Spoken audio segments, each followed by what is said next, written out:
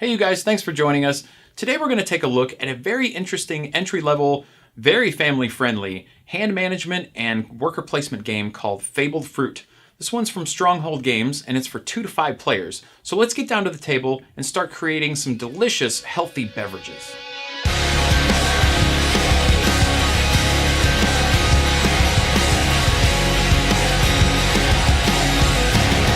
Welcome everybody, my name is David. I'm Ryan. And we are Board Together Games.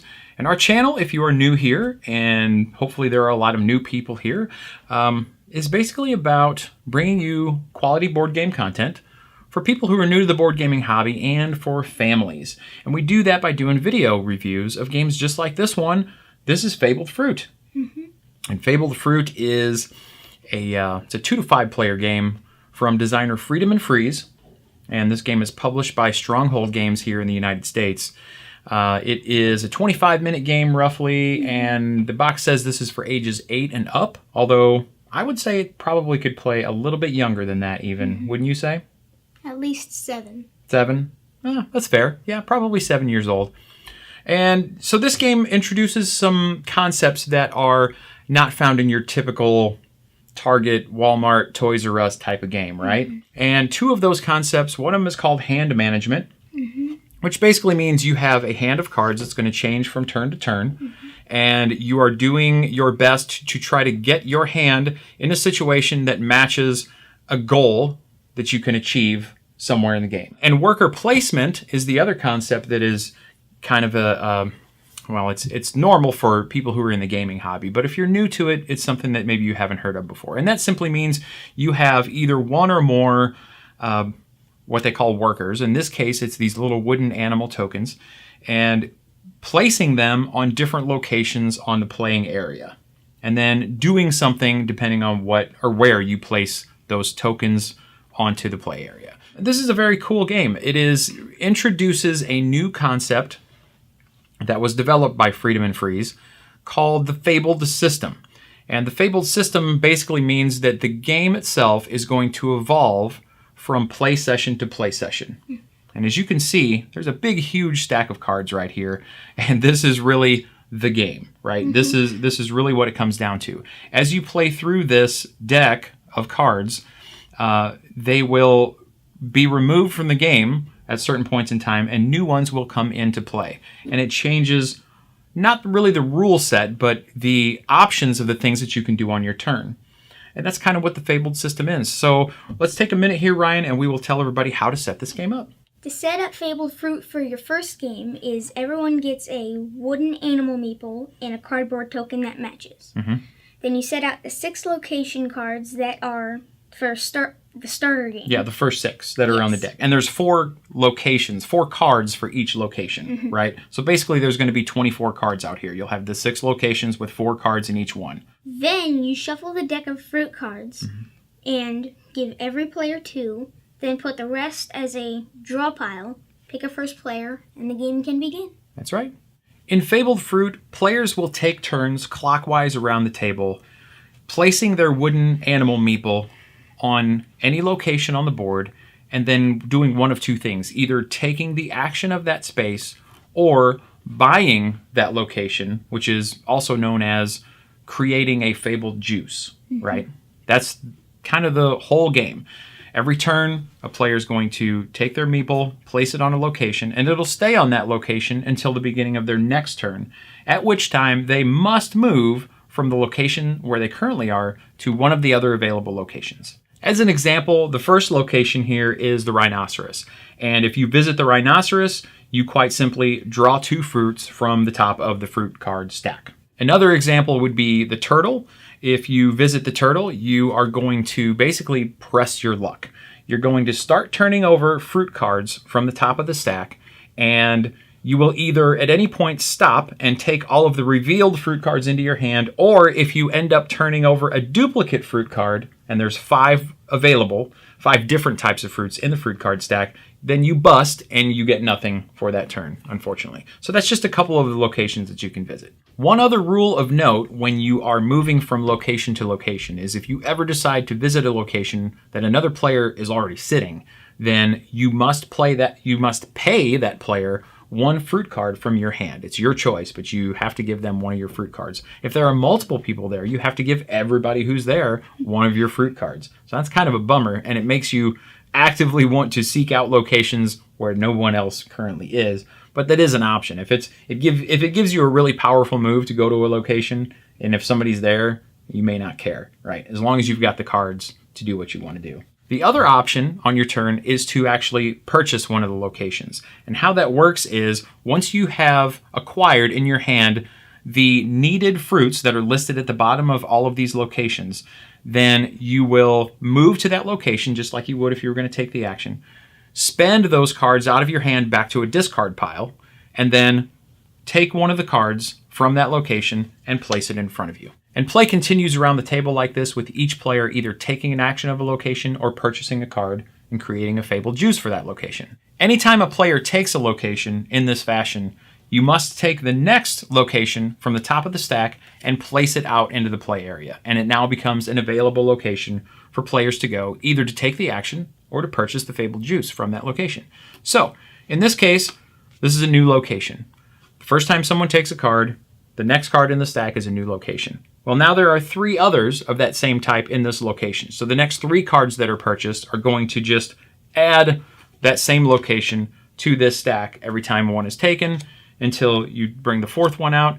The next time someone buys a Fabled Juice, purchases a location, you get another location. So it just continues in this way from game to game, and that's really how the game evolves and develops over time. The changes are small as you work down the stack, but as you get farther down the stack, how much it evolves from how it was at the beginning is quite a big difference, right? How Fabled Fruit ends is when someone buys a card that reaches the number required to end the game. Right, and that changes depending on the player count. I think for a 3-player game, it's 4 cards, yes. Mm-hmm. For 4 and 5, I think it's 3 cards. Not sure. It lines it all out in the rule book, but typically it's 3 or 4. Mm-hmm. And that's it. That is how you play Fabled Fruit. When the game ends, you will take any cards that were purchased, any locations that were purchased, mm-hmm. and those will now be discarded from that particular game forever, if you're wanting to continue down through this deck of cards. And then you basically separate out or keep separated any of the locations that were currently active when the end of the game happened, right? Mm-hmm. And you keep all those together, and then you can bring those out as your starting point for the next game. And then, of course, with this big stack, it's whatever happens to be the top card. This never gets shuffled, obviously. Becomes your draw pile for the next game. And every game starts the same way. You just shuffle this deck of cards, deal everybody 2 fruit cards, and you begin. The elements that come in and out of this game as the result of these locations cards changing from game to game is really kind of interesting. It really doesn't change how the game operates, but it just adds new elements, right? Mm-hmm. Just adds new things that you can do. And those things may go away. They may be permanent. It's very interesting. So very shortly into your first or maybe second game, mm-hmm. you're going to come across something called the market. And what the market is it's simply a face-up display of these fruit cards. I think it's up to 5. I'm not sure if I guess it could go over 5. But I think typically it's 5 or less. And then more locations as you get down through this stack will have you do things to manipulate that market. Take cards out of it, put cards into it. Mm-hmm. Some really interesting. That's just one example. At some point you run into what's called the thief. It's a little monkey token. Mm-hmm. And the monkey basically allows you to steal cards from other players by taking that monkey and placing it on a location where somebody else is. And then you can take cards, or randomly take a card from them. So again, just really interesting things, ever changing as you work through this stack. And the really cool part about it is there's also a save mechanism that is, it's nothing super fancy, that allows you to not only save your progress of your current game, but also completely put the cards back into their regular stack. Say you wanted to introduce this game to a new group of people. You just write it down. And when you want to come back to that particular game, you just go back to your reference sheet, set everything back up the way it was, and off you go. So, you could have multiple game progressions going of this at any given time, right? So very, very interesting. And that is how you play Fabled Fruit. Ryan, what did you think of this game? I really liked it. I especially liked the cards evolving over time. Yeah, it is really a unique concept.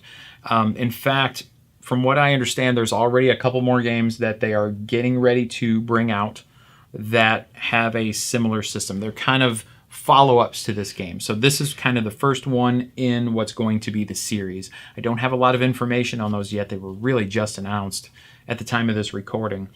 But honestly, I don't know if they're going to be similar complexity or if they're going to be more complex games, more strategy type games. I'm not sure. But I love the fact that this is even a thing, right? Friedemann Friese is kind of known for his conceptual type stuff. I will say that I was hoping, I guess, to see a little bit more diversity in the types of things that you would do during the course of this game. I feel like there's a little bit of... In fact, this game does get criticism for it being too similar, even though it changes over time. I disagree with that. I don't think it's too similar. All I'm saying is that I would have liked to have seen it change more, right? And really kind of go out there with some crazy stuff. But I also understand that this game is really designed for the people that we're looking to reach, which is families and new gamers, right? What else do you like about it, Ryan? I like that it's these cards that you have to spend these to get these. And yeah, exactly. You're basically doing I don't necessarily want to say set collection. I guess it's set collection, but you're really just managing your hand, right? To try to match whatever's on these cards. And sometimes it's easy, sometimes it's difficult. What do you think of the quality of the game? Quality of components? Very good. Yeah. Yeah, those little animal meeples are really great. The cardboard is really, really well done. There's more things that you're not seeing here just because this is the setup for the basic game or the first game. Another maybe small complaint that I have is that it seems like any of the games that come from Friedemann Friese typically don't have an insert. It's basically you just throw everything in the box, right? And they did include some good-sized plastic bags to keep all of this in, to keep your game progression and keep everything separated. But it would have been nice to have some sort of a plastic insert to keep things kind of separated. I thought that would have been a really nice touch. Another thing I like about this game is that it's very approachable. As I said in the beginning, this game is very simple to teach. It's very simple to learn. And I love those types of games because they allow an opportunity to bring new people in. I do have to say also that I'm not crazy about this game with 2 players. I think it's much better with higher player counts. You haven't played it 2-player yet, or have you? I don't think I have. No. I think you would agree. It's just, I find that there are a lot of games that, to me, don't play as well with 2, but I also have to put in the caveat that I am not a big 2-player game player anyway. I like playing with bigger groups, larger groups of people. So I am kind of predisposed to not liking this game as much at 2 players. But yeah, I think this one is one of those. It just doesn't quite work as well. There's very limited times where you're going to interfere with somebody else. So it just takes a little bit away from the game, I think, at 2 players. And I just thought of another thing I didn't like very much. I don't think the rule book is super well done in this game. There were a couple things that we didn't play right at first because the explanation of how to play it wasn't found in what I would have thought was the intuitive place for that to be. But again, it really doesn't take away from the gameplay experience and all that. So as we always say on this channel, ratings are to be enjoyed but not necessarily listened to as gospel, right? They are what they are. We have our opinions. You're going to have yours. That's the reason we show these games, is to help you get an idea of whether or not you will like any particular game. And so, having said that, I will give Fabled Fruit a 7.5 out of 10. A few of the things that I had mentioned about the complaints are a big part of the reason why it's not super duper high. It's a little bit light. It gets better as the game progresses, as it evolves. Right out of the gate, though, it's a little bit simple, but I still really enjoy it. I love the concept. I love the theming. I like a lot of the things about this game. So 7.5 out of 10. Ryan, what do you think? I'm thinking an 8.5 out of 10. Okay, cool. Because it's probably the difference is I haven't played it 2-player. Well, that may be. But again, I don't usually take a bad two-player experience. I don't let that affect my rating too much. Mm-hmm.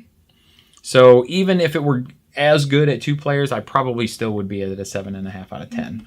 But 8.5, that's pretty good. Mm-hmm. That's pretty good. Yeah, it is enjoyable. Everybody in our family really likes this game. And for family friendliness for Fabled Fruit, I'm just going to give it a 10 out of 10. And that's a lot of Fs. Family friendliness, Fabled Fruit. But yeah, there's nothing wrong with this game. There's nothing that could offend anybody. It's very light and cute and just perfect to bring out with your family or your group of friends or your church group and just enjoy. So 10 out of 10 for family friendliness. And that wraps it up, everybody, for Fabled Fruit, another game that we highly recommend. And you guys, we have tons of ways that you can reach out to us and let us know how we're doing. You can follow us on Twitter. You can check us out on Facebook. Our website, boardtogethergames.com. I'll leave all those links in the description below. I'll also leave in the link in the description for somewhere where you can pick this game up for yourself and try it out. I'll leave a link in the description for Gamer Threads. They silkscreen board game related t-shirts and they're really awesome. And I'm wearing my Star Realms themed one right now. And that's just another way that you guys can support us. So we would appreciate that. And remember, everybody, if you are bored together, board together. Thanks so much for watching and we'll see you next time.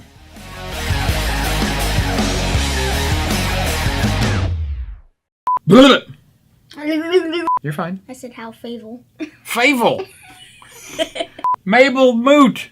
When someone buys a card that matches the number required. Meeches? Meeches. Come on, man.